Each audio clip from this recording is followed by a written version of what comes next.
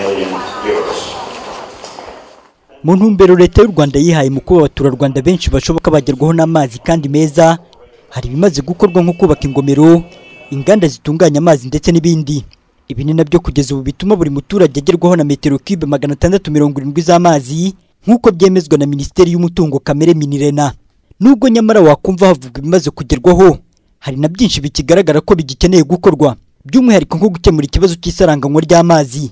Uyu munsi wa none mu bihe bitandukanye ikigo gishinzwe kwirakwizwa ry'amazi kivuga ko gihangayikishijwe n'iyibwa ry'amazi rikorwa n'abaturage. Ariko nanone aba baturage twaganire bo mu mujyi wa Kigali bemeza ko umuti w'iki kibazo ukwiye gushakirwa ahandi, aho bavuga ni mu ngamba zo gusaranganya amazi uko bikwiye.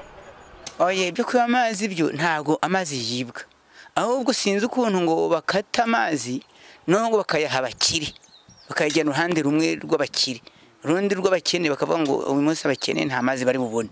Ubu akaba ari cyo kibazo tuba tugira tuti amazi abura gutyo, naho amazi yo nto yibwa. Kandi aramutse yibwa amazi naho bavuga ngo yibwa gute? Hari za konteri ziba zihari, abaroveri barahari. Ikibazo kibona hese? Ikibazo ngiye mbona cy'amazi kandi amazi ntari make. Ahubwo nuko hari amatiyo amwe, hari aho bafungira amazi, hamwe bakahima amazi burundu. None si ko mu bakire amazi atabura.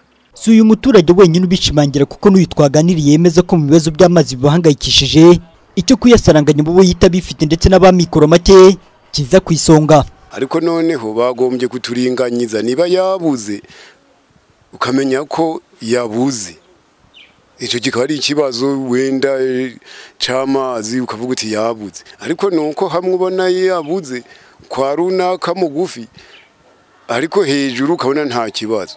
Uwo muntu yakwiba 2 3 umwaka ugashira undi ukaza, uwo muntu yaba ari guca ikuzimu. Ni kuzimu wahashakisha ukareba ahantu ari kunyura, nese wicarira gusa. Je niyo mpamvu rero ntemeranya no kuvuga ngo bayibye. Bamenyeje kandi ikibazo cagaragaye, ibuye ryagaragaye nto ryica isuka. None si niba bamenyeje ko bakwibye, wahora buri gihe banyibye nto warinda. Minisitiri w'Umutungo Kamere Dr Vincent Biruta ntahakana ko ikibazo cy'amazi gihangayikishije, ndetse ngo hari ingamba zihari zo gusaranganya amazi. Ntabwo abanyarwanda twavuga ko bafite amazi ahagije yo gukoresha, kuko ubundi biteganya ko ubundi umuturage bakwiye kubona nibura metero cube 1000 z'amazi yo gukoresha mu bikorwa bitandukanye, ari gukoresha mu ngo mu buryo butandukanye, ari gukoresha mu buhinzi n'ibindi. Ariko mu Rwanda uyu munsi dufite metero cube 670 kuri buri muturage. Biravuga rero ko hakiri inzira ndende, hari bigomba gukorwa. Tukaba twaremeje ko tugomba kongera amazi tubika mu gihugu, tubona amazi y'imvura agenda gusa, ahubwo tukaba twanayereka kugira ngo akoreshwe.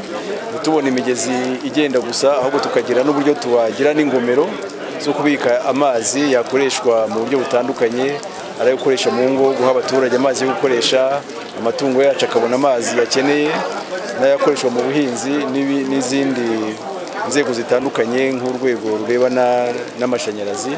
Ibyo byose ni ibintu bitandukanye amazi yakoreshwa mu. Ibyo rero niko navuga ko duhagaze mu bijyanye no gucunga amazi mu gihugu cyacu cyose. Mu gihe u Rwanda rwifatanya n'ibindi bihugu mu kuzirikana amazi n'akamaro kayo, inzego zishinzwe ikwirakwizwa ry'amazi zivuga ko mezi 6 ashize hamaze gutahurwa uburyo bugera kuri 72 bw'ibyaha byo kwiba amazi hirya no hino mu gihugu.